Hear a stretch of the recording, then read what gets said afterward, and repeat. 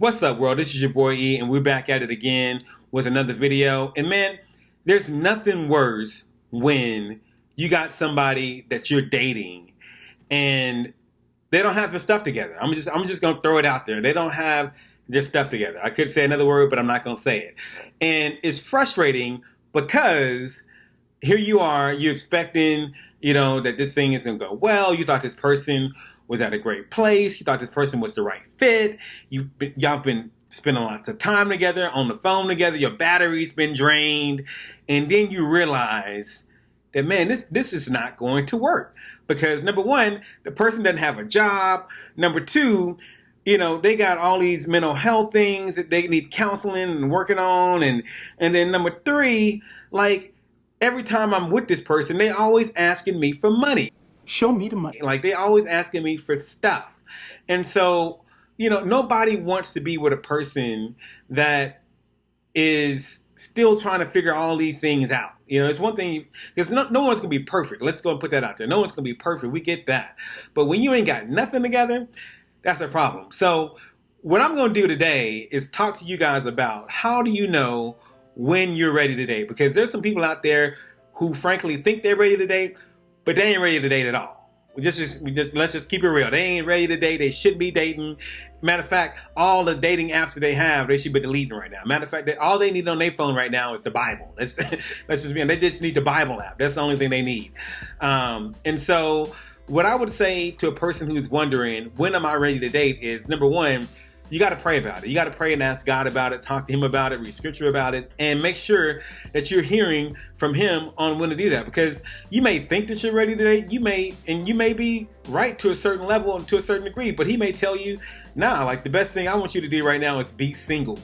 And if you've talked to God, you've read scripture about it, but yet you still feel like you're wrestling with that, then I would say, get some counsel. Get some counsel, whether it's from friends or if you're a part of a church, and ask a pastor or a minister.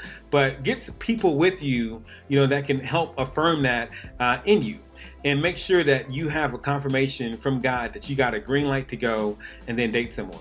Number two, what I would say is make sure that you're actually in a healthy place. That's very important. We got a lot of people who are not in a healthy place today, think that they're in a healthy place, and they're not. Miley Cyrus is a good example right now, because she is hopping from one relationship to the next relationship to the next relationship.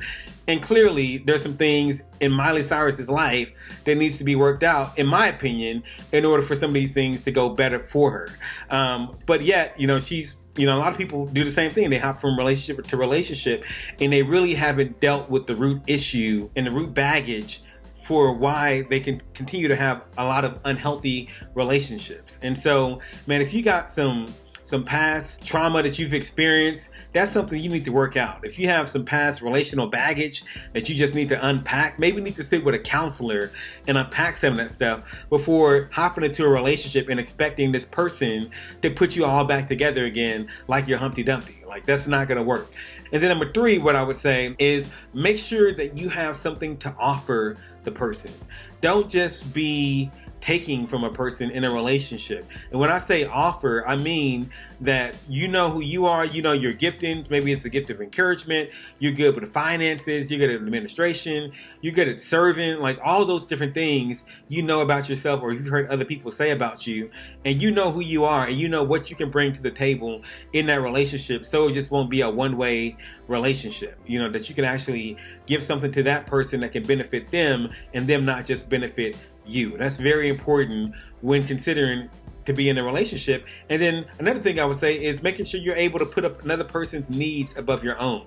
Like if you love doing your own thing, working 50, 60 hours a week, and when you get home, just being at home, not talking to anybody, or you like to work out 7 days a week, and all you like to do is just stay in your zone, then it may not be a good idea to bring someone else into that zone if you're so stuck on your routine. If you're not willing to put someone else's needs above your own, then it may not be a good idea for you to be in a relationship. Matter of fact, I would say it's not a good idea for you to be in a relationship. And so those are the things that I would say. Number one, making sure you get confirmation from God God and others in your circle that can encourage you and affirm you in that. Number 2, making sure you're in a healthy place. And then number 3, making sure you have something to offer and that you're willing to be selfless to another person and serve their needs and put their needs above your own. And if you're able to do those things, then I would say go ahead and start dating. And so if you like this video, feel free to like, subscribe, and share it. Man, we got more relationship videos coming, so definitely stay locked on this channel and hope you guys have a great week. Peace.